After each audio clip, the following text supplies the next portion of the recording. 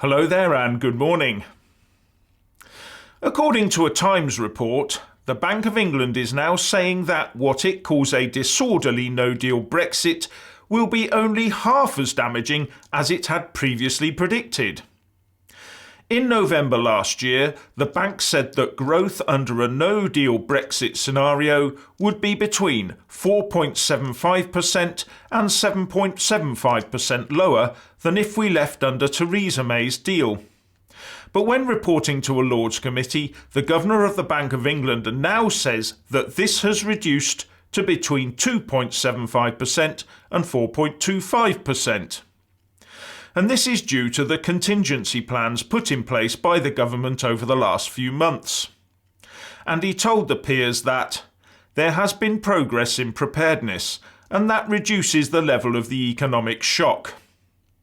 The Times reports that the lasting damage after 3 years would amount to about £55 billion. But one has to assume that the more mitigating action the government takes, the more that damage will be reduced. Further, that if preparations for a no-deal had commenced in real earnest on day one, any of the predicted losses would be even smaller. And further still, once we've left the EU and can take the independent actions that we need in order to make Brexit a success, those negative numbers could well quickly reduce to nothing, then turn positive.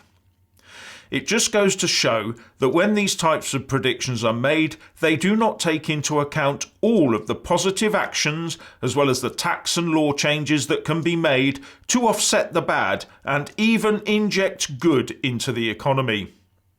I know it's a bit of a simplification, but I view it rather like having an economist in the back seat of the car, predicting that you are going to hit that brick wall at the end of the street in 15.75 seconds and is already estimating the cost of repairs and hiring replacement transport.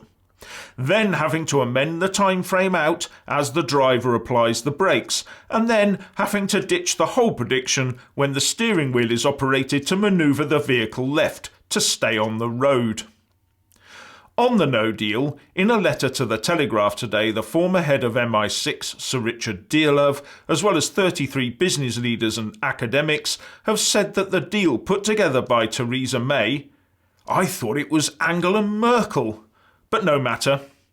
Anyway, this letter says that what they call her disastrous deal will bring no tangible benefits and will end up only prolonging the agony of Brexit.